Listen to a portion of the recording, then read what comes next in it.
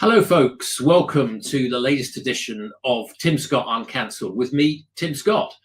And great to have you with us again. Welcome, whoever you are, wherever you are, or however you are watching. It's good to have you with us here on Unprecedented TV, which, by the way, you can find on YouTube. If you go to YouTube, type in Unprecedented TV to the search box, you will find us. And if you can give us a cheeky subscribe, that would be really appreciated. So the format of the show is you get a quick intro from me. I make a few pertinent comments. And one of the things that we do on this show is we have a look at the newspapers. We look at some of the big stories. We go out and we get the newspapers so you don't have to. And we go through selected stories. We've got 5 or 6 great newspaper stories for you today. We always try and end with a slightly humorous or a light-hearted one. And also, of course, we have a guest who I'll introduce in a minute. And the guest today, great to have him back on the show, is Alan Cook, Reform Councillor for Bromley. And although we are non-party political on the show, but we like to have all sorts, and it's great to have Alan. Alan's very welcome back on the show, and I'll introduce him in a minute. So a constant theme of the show, of Tim Scott Uncancelled, is how much this country has going for it, but yet what trouble we are in. And I think that makes it all the more galling, all the more infuriating for the very difficult situation that we are in. Britain faces very deep-seated long-term problems.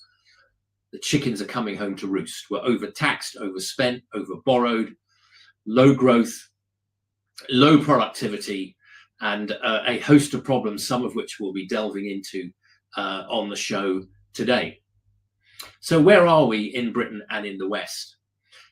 We have many problems. A lot of people don't seem to appreciate the fact that we are living in some of the most freest and the most prosperous societies that have ever existed in human history. I swear that if we ever faced another proverbial zombie apocalypse, there would be people siding with and rooting for the zombies. We would have zombie rights activists. They would be out marching like the Michael Jackson Thriller video. They'd be chanting, singing songs. They'd have a zombie flag. They'd be waving placards saying things like, "Hands off the zombies. Zombie rights are human rights. And from the river to the sea, zombie land must be free." So that is the spirit with which the show goes out. We can be positive, we can be proud, even though we have our problems, temporary problems to which there are no easy solutions. So with that thought in mind, let's bring forward our guest for today. And we will be going through some of the newspaper articles. Alan, welcome back. Good to see you. Thank you for the invitation, Tim, and it's good to be back on the show. Okay, thanks, Alan. So you are a Reform Councillor for Bromley. You have before we start getting stuck into the newspapers, you've got a bit of an interesting story, haven't you, about how you got elected? Do you want to just quickly give us a recap on that? Well, if you're into politics, it's interesting. Otherwise, it might be pretty much run-of-the-mill by-election. But unfortunately, the incumbent independent there died. So there was a by-election. And we are talking, the zombie party's homeland. So that is the Tory party, obviously, because they're pretty much dead in the water at the moment. And so they were very cocksure that they were actually going to win the by-election. And but nearer the actual voting day, the count, I could see the nerves breaking through. And actually, I was quite confident to start with for a number of reasons. But actually, on the day itself, they brought down Kemi Badenoch to bolster. Oh, yes. Yeah, so they bring the leader of the party down to a provincial by-election, which is a bit of a gamble for her, because if it doesn't go their way, it really doesn't look good on her leadership. And obviously it didn't. But it wasn't until about 15-20 minutes before the results of the count that the Tories actually realised that they were going to lose this. And it's not just losing that one by-election, it's where it is what it means for the next full council elections for the whole of basically Greater London. So the borough of Bromley has 22 wards and 58 councillors, and they are, as they should be, very worried that they may actually lose control of Bromley Council. So this is the thin edge of the wedge going in there, and so we've given the old Tory voters and the centre-left voters of Bromley a choice now, an option, but outside of the old legacy parties, something fresh, something new, something actually puts their interests before that of the sort of National Party and the sort of global socialism, which is what we've had thrust upon us for the last sort of 20, 30 years now. Oh, my old taxi. Good to that was at the Reform Conference, wasn't it? Yes, well, it lived in my garage for about 7 months down in Bexley, Bromley. But me doing it now. So I looked after it for Richard. So it's Richard's little beastie, but I looked after it for a number of months, and it was quite useful. Unfortunately, you do have to pay congestion charge. You have to pay the ULEZ on it as well. So campaigning, it did get a little bit expensive in the end. Yes, maybe pay per mile one day, although I know it's not an electric vehicle. But Alan, well done.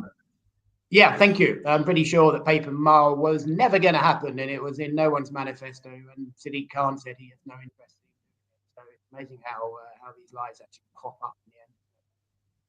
Yeah, good stuff, Alan. Thank you. Well, look, yes, we're not specifically a reform. We have all sorts on the show. So, but it's I believe you are Reform's first elected councillor in London, of course. There's elections in Wales and Scotland and in London in May. I presume you're going to stand again. Absolutely, yes. We're setting up ward teams now. We're basically doing the big drive for the May election. There's a lot of things happening in Bromley. We've got 3 attacks on our greenbelt, 3 large developments potentially in Bromley. We do need more housing, but I'd prefer it if it was small scale, local builders using local craftsmen and building houses for local people, not 5,000 brand new boxes built on the greenbelt, which is what we're facing at the moment. So I think politically we've never been more active than we are now, and it's a battle. But I think the battle for this will probably go up to national government, because I'm pretty sure Bromley government will not allow development on greenbelt, as they shouldn't. But trouble is, eventually that decision will get taken out of the council's hands, and it will be decided at a higher level. So I'm just hoping for an early general election, so that choice can be made by a party which actually uses common sense as opposed to ideology to set all the policies. Very interesting, Alan. I mean, there's pressure on the green belt and housing everywhere. As former Labour Deputy Prime Minister John Prescott famously remarked, the green belt is a Labour achievement, and we intend to build on it. Yes. A great sort of John Prescott type remark when he wasn't punching voters on the election trail. But look, okay, good stuff. That's a thing at the moment, isn't it? Yes, it is. Actually, I actually quite like the guy. He was, I think he was sort of good value, whether you liked his politics or not. But okay, look, let's go to the first story, which is an interesting one in the aftermath of, shall we say, an interesting budget. And so we've got 6 stories for you today. And this first one is from the Express. £1 in every 4 will go on welfare. Britain is heading towards a 400 billion a year welfare bill, with £1 in every 4 being spent by the government soon to go on benefits. The sum, more than the defence and police budgets combined, emerged in the budget aftermath. The Office of Budget Responsibility forecast says welfare spending by 2030 will be 400 billion, and the total spending is due to top 1.5 trillion. That's a lot of noughts, isn't it? So a quarter will go on welfare and on benefits. The Chancellor, bowing to Labour MPs' pressure, paved the way for soaring benefits payments, including scrapping the 2-child benefits cap, etc., etc., etc. Alan, what do you make of this? I think it's rather worrying well, very worrying, in fact. Well, I mean, where's our hard-earned tax pounds going? Well, I think people would be much happier paying tax if they knew it wasn't being used in this manner and wasted in several other ways. So obviously this is not sustainable, and it's growing at a hell of a rate as well. But the Labour government will not tackle this because the rest of the party will not let them. So it will just grow and grow. Our debt will increase and increase, and the percentage of GDP that gets spent on sort of non-growth, anti-growth expenses like this will actually increase as well. If the Labour Party was, say, the Communist Party of China and knew that they were going to be in power for 50, 100 years, I think then they'd actually do something about this. But because they know at the next general election they won't be in power after that, I don't think they really care. So they are going to just basically feather their nest a little bit, because I think a lot of people will vote Labour if they know that the benefits are not going to get reduced. So we have a very different opinion on this, and it's cutting, but it needs to be done. We're having a whole generation of people that potentially are being paid not to consider ever working because of minor ailments, and that has to stop. A 10-minute interview and you can get the benefits that you require not to ever work again, and obviously that is wrong. It's clearly wrong, and it's because of COVID, and they haven't updated the system. So we basically will get everyone to reapply for these benefits, and the ridiculous one. Face-to-face assessments, not online. Face-to-face assessments, 100%, and it will cost a bit to do that, but actually it will pay for itself in the short term. It will. It'll in the long term. But it's a common sense policy. It has to be done, and these sort of headlines do highlight that the budget was a welfare budget, and yes, a budget for Benefit Street. Absolutely, yes, Benefit Street. Something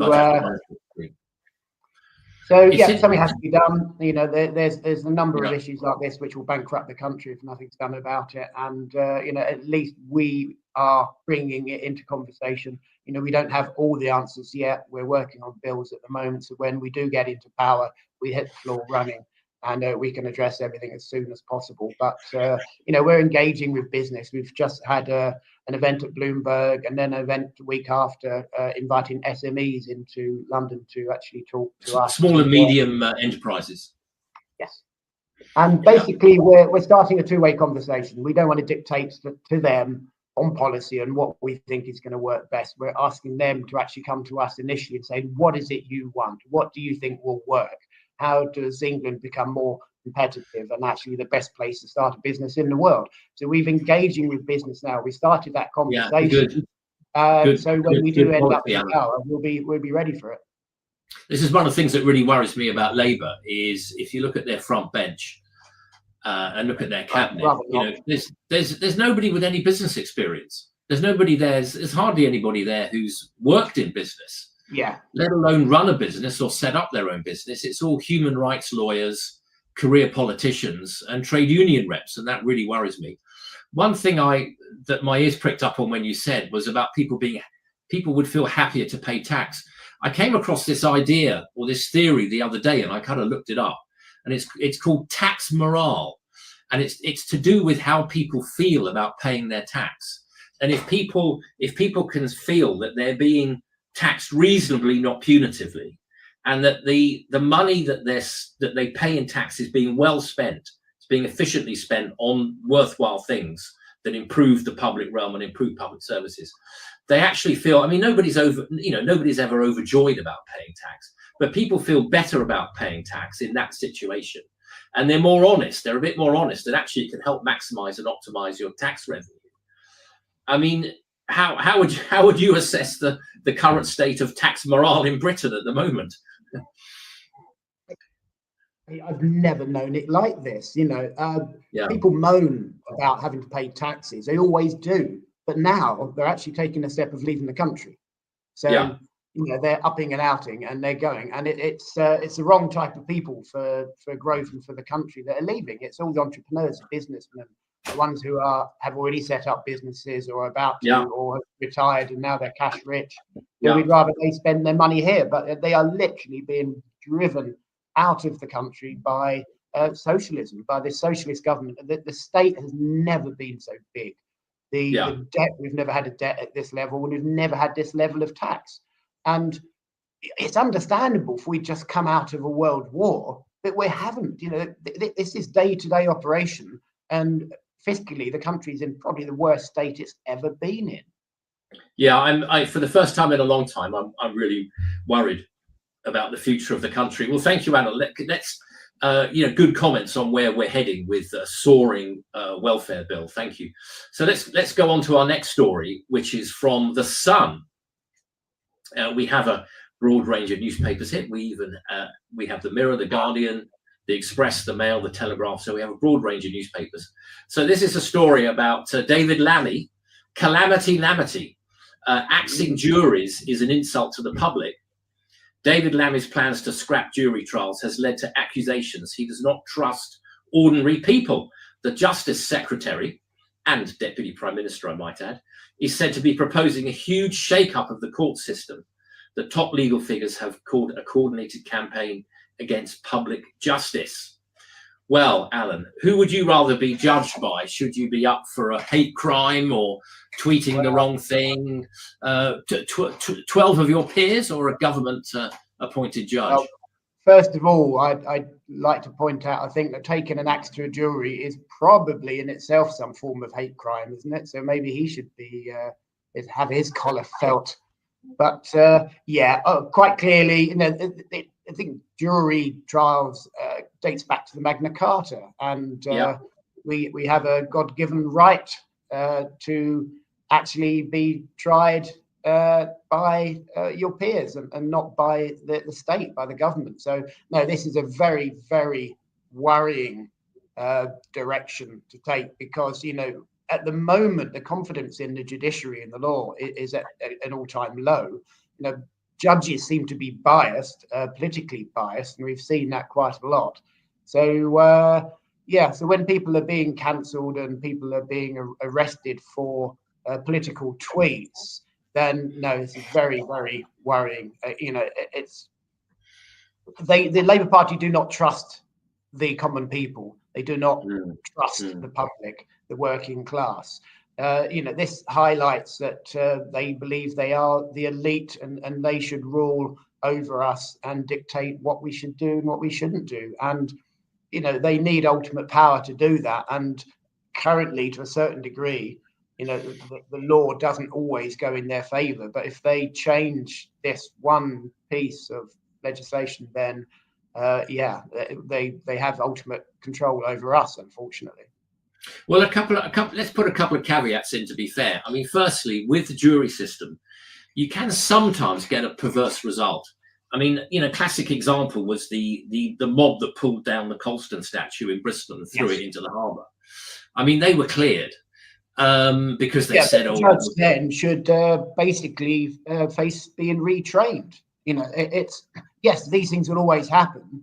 But I think the judge, did he not actually lead the jury in the end to say they probably shouldn't convict? I can't remember the judges. I mean, the judge's summing up is always quite important, and it can influence the jury. Yeah. I can't remember the summing up in that case. I mean, the other thing to mention is that they are going to keep it. They say they're going to keep it for the more 5 years or more in prison kind of crimes, rapists, murders, manslaughter. But they say, I mean, there is a big court backlog, and you can, if you plead not guilty, you can find yourself on remand for quite a long time, months and months. You can find yourself on remand. I mean, I'm instinctively against it, Alan, and it sounds like you are too. Well, that is the trick the judiciary used against all the people that were doing the tweets, and they said, look, if you plead guilty, you'll get a slap on the wrist, but if you don't, then you'll be on remand and potentially incarcerated, and as there's a backlog, you could spend a year in prison before your case is heard. So they're using the delay as a threat. So Yes. we have real problems with the judiciary at the moment, and all part and parcel of the fact that we're living in broken Britain at the moment. Yeah, and you're quite right. I appreciate you pointing it out, back to the Magna Carta of 1215. I mean, I forget the exact wording, but it says something like, no man or no person may be convicted unless upon judgment of his peers, or words to that effect. I mean, this is an ancient liberty. And have you done jury service? I haven't. No, I never have. I've No. fancied a decent, proper sort of, one which will end up a couple of weeks and in the press, and so you can really get stuck in. I think the majority of them are actually quite nondescript cases, but no, I've never been called up. No. Okay. All right. Well, I mean, I'd be very happy to serve on a jury. Yeah. And a bit like, what is it, the Queen of Hearts in Alice in Wonderland? Verdict first, verdict first, trial later. No, you've got to listen to the evidence and come to a thing. Okay, let's move on to our next story. Very topical with everything that's going on, and this is from the Mirror. And Vladimir Putin is telling us that he has no aggressive plans towards Europe. Tyrant's shifty claim to allies. Russian leader President Vladimir Putin claims Europe has nothing to fear from Moscow, as it has no aggressive plans. It comes despite the brutal invasion of Ukraine, repeated missile incursions into neighboring countries, and covert actions against the UK. But Putin went on to ridicule the idea that Russia might attack Europe during a speech he gave recently. He told the military alliance of former Soviet countries that Russia doesn't have any aggressive plans towards Europe. What do you reckon, Alan? Is he a threat to the rest of us? Well, he's a destabilizing threat, isn't he? Whether he's a threat for direct war, no, I very much doubt it. I think we're playing war games at the moment. It's people are trying to get each other to escalate a little bit. Well, they're trying to, provoke us into escalation. They're doing what they've always done. They put their boats up to the border. They track where our oil, gas, and communications networks are on the seabed. They little incursions in the air by plane, and it's par for the course. I think it probably hits the press a little bit more now because there is a war in Europe and in his invasion of Ukraine. So I think it's a little bit more relevant then. I think at the moment the news and the news feeds are a little bit different to they were 5-10 years ago. At the moment, if a councillor, local government councillor, swears on a Zoom call, it's national news. When in the past was the media ever interested in local government to that sort of level? So and a little bit with Putin, I think, we still have the MAD situation, the mutually assured destruction. So if there was a war between any of the superpowers, it's pretty much the end of the earth as we know it. So I really can't see that happening anytime soon. So the war is going to be back to the old Cold War days where, we are talking about let's attack each other's economies. So they may, cut one of our communications cables. They may hack our banks. A number of the Greater London councils were hacked 2 days ago. So yeah, it's going to be cyber war, I think, more than a nuclear war going forward for now. Yeah, I think. I don't feel from Britain's point of view. Yes, we do need to up our defence spending. We took far too much of a so-called peace dividend after the end of the Cold War. I'm ex-army myself, so I have a bit of an affection there, I suppose. But also, we need to look after our servicemen. At the moment, that what happened in Northern Ireland, these guys are, they're being persecuted, not even looked after. The barracks where the armies live in, they're not fit for purpose. And so we really need to ensure that these guys have the kit they need, they have the accommodation they need, and they're looked after and protected after they serve. Who would want to serve for their country at the moment when the successive governments are not looking after our service personnel? Well, Something we I've could, Alan, always wondered I could go on all afternoon about this. You know, I served in Northern Ireland for 1.5 years in Londonderry, and you know, the IRA killers have been given, you know, a clear pass. The IRA, the South Armagh sniper gang, guilty of at least 12 murders, only served 1.5 years under the Good Friday Agreement, and you know, very elderly troops in their 70s and 80s are being thrown to the wolves. So this is something we could go on a long time about. But okay, so we've now got a quick break, and we're going to look at another show that's on Unprecedented TV, which is Claire Dyer with Dire Consequences.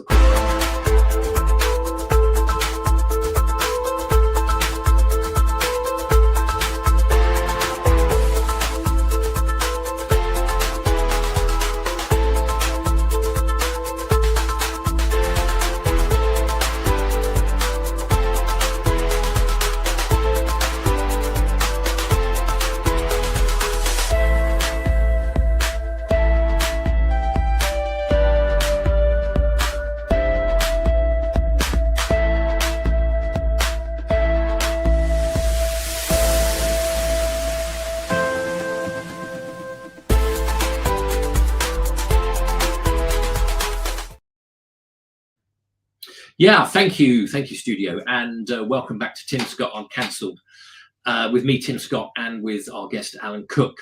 And that is a good show, Claire Dyer, Dire Consequences, and you can find that on our YouTube channel, Unprecedented TV.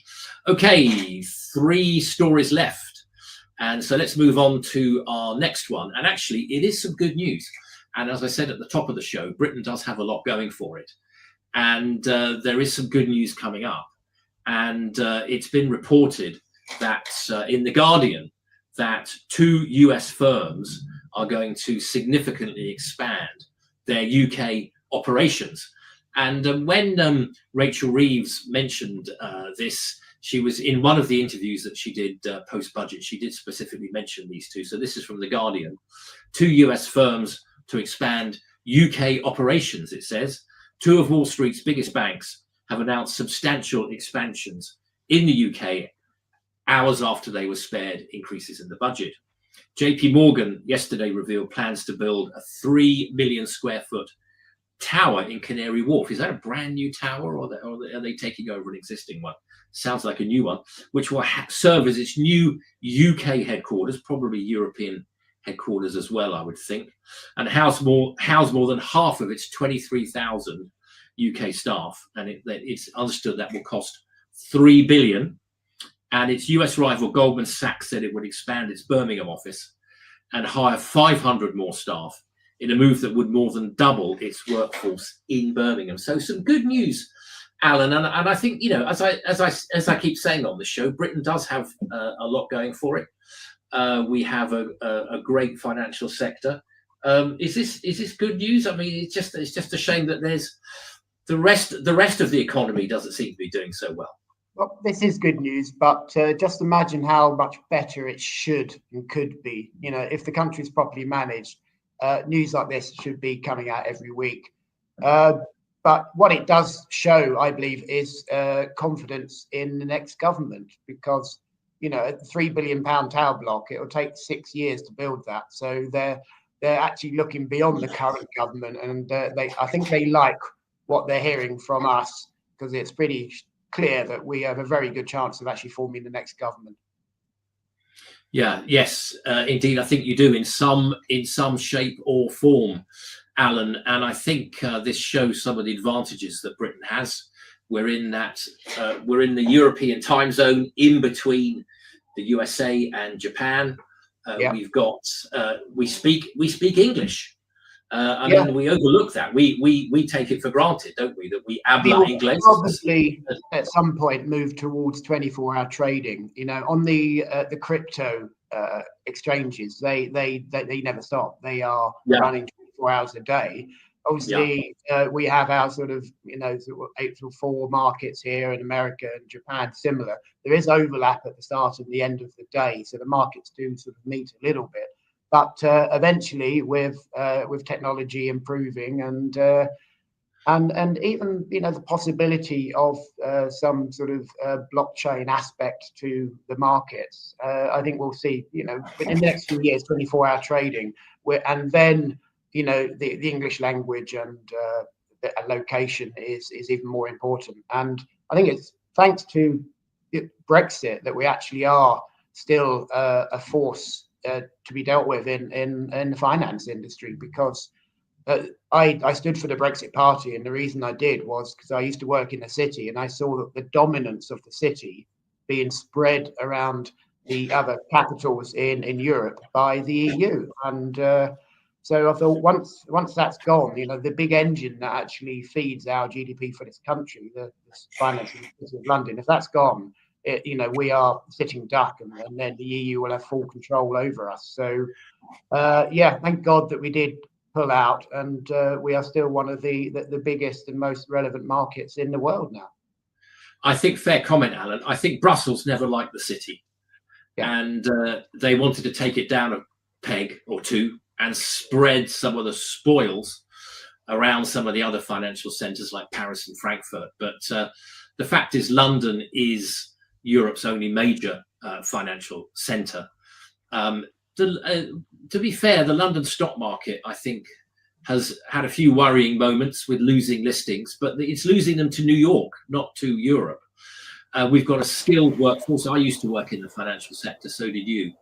And it generates a huge number of well-paid jobs and generates an enormous number or an enormous amount of tax revenue.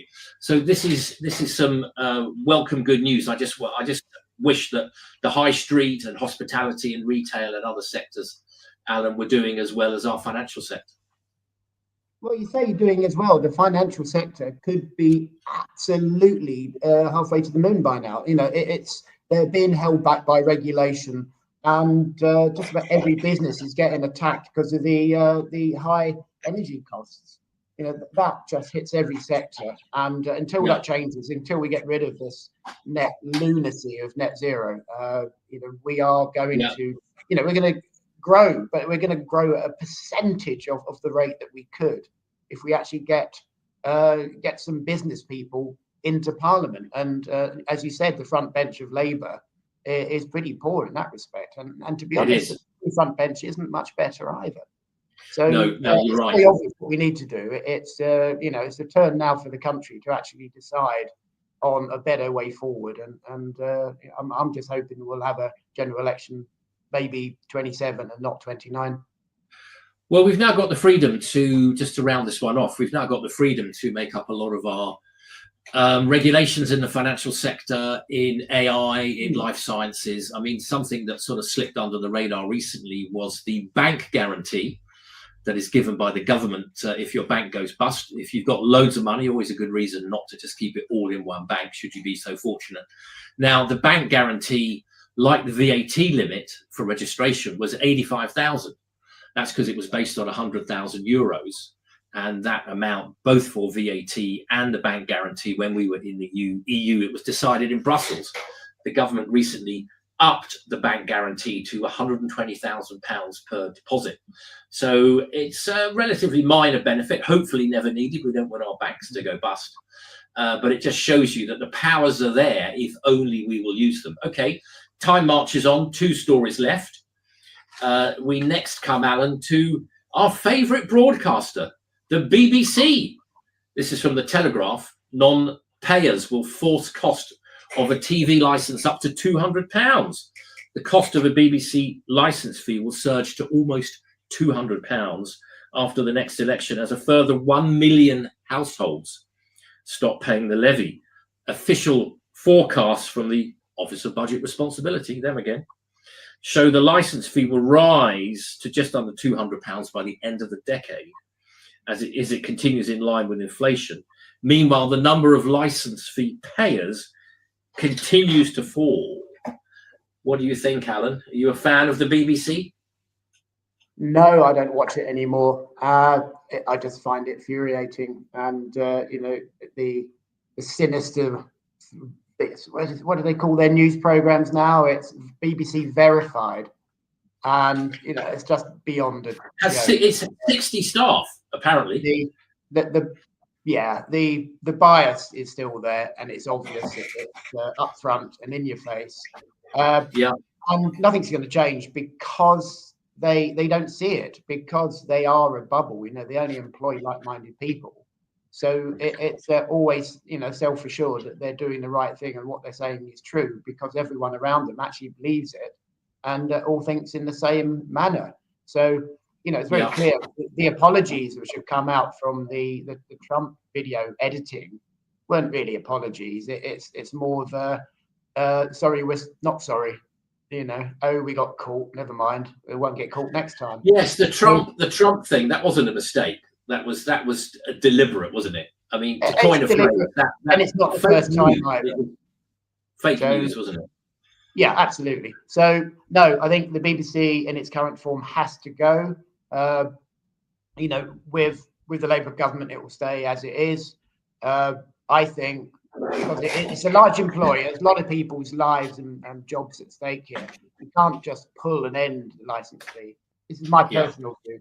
I think what we ought to do is to let them know that the licence fee will reduce by, say, 20% every year from now on. And that gives them a chance to actually look at the market, work out a better method of them funding themselves, their self-funding. So, and just take 20% away from them every year until they are self-funding, or maybe leave a small international news broadcasting arm, but they'll have to be monitored for bias, because every opportunity they are basically advertising how bad and terrible and far right wing this country is to the rest of the world. And on a global stage, the BBC is trusted, but it certainly used to be in America. But that trust, they're eroding it themselves very quickly. Yeah, it's an interesting one. I mean, I've got mixed feelings about the BBC. I mean, it's clearly slanted to, I would say, the soft liberal centre left. I mean, they didn't particularly do Corbyn any favours, did they? I think, but it does have a global footprint. It is part of Britain's soft power and global influence. I'm a bit suspicious of it. I mean, it does a lot well. I found myself glued to Celebrity Traitors, for example, but I think it has to move to a subscription fee. And in the article, it gives you the clue, which is the number of declining subscribers. That's what will force it in the end to have to go to a subscription fee. Because with a subscription fee, we're always told what great value the BBC is. Well, then people wouldn't mind paying a proper subscription fee, would they? And you wouldn't have to have Capita sort of sending you threatening letters if you don't, if they've got no record of you paying your fee. And a bit like Netflix, no fee, no BBC. I think that's, for me, that's where the BBC's got to go. But it's not just political bias. They've been thrusting gender ideology onto everyone, and they're sexualizing pretty much every children's TV show.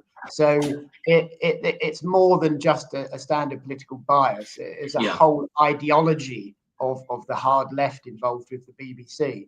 And they basically mark their own homework, and Ofcom. Yeah, they do. And so, the complaints against the BBC are investigated by checks notes, the BBC. And I think on specific issues, they're anti-Brexit, anti-Israel. We could go on. But let's time marches on, and we come to our last story, and we always try and put in a slightly humorous one. And this is from the Daily Mail. Time to raise a glass. Couples who drink together stay together. For those who enjoy sharing a bottle of wine, it's something to raise a glass to. Couples who drink together tend to stay together. A study has found compatibility of drinking habits is a key predictor of how stable a marriage is. It has concluded. What's your favourite tipple, Alan? I like them all, but I'm happy to have a nice ale or a beer or a Guinness if I'm out with the boys, and a nice dry white if I'm in with my lady friend. And if I'm, a robust red, if we're having, a big chunk of meat. So, and if I'm bored of wine, I always go towards a cocktail. So, I'm quite an eclectic taste on alcohol. So, but we both like a drink. So I think our relationship after 29 years is going strong, as are our livers, luckily. So yes. Oh, okay. 29 years. That's a good. Yeah. We were married. What are we now? 30 and a bit. 30 and a bit years. Okay, you're doing good. You're doing great. Yeah. And Friday night, do you open a bottle of wine together on Friday night or any other night? Oh, most nights of the week. If I'm eating, why wait till Friday? I want an aperitif. I want a drink to go with the meal, and a meal is not a meal if you don't have a drink. So, as far as I'm concerned, and the drink industry is under attack in this country. I often have been invited. I'm on a number of all-party parliamentary groups. You mentioned AI earlier on. I'm in the APPG for AI, but I get the odd invite to the APPG for beer, which is probably the best one. There is such a thing. Heavily sponsored by the beer industry. And, Nigel's got to be a member, hasn't he? I don't know if he is actually. I'll have to check. But they're very actually of all the APPGs. It's probably more MPs go to the AGM of that one than any of the others. But to get all the others put together, probably. So but we do have a big drink industry in this country, so we should support it. We should support our local pubs. We just had a ward meeting in Plaistow Ward in Bromley, and we had over 40 people come to a local pub in a ward. So that's a really good turnout for a small ward. So, I'm worried. Pubs have taken a hammering.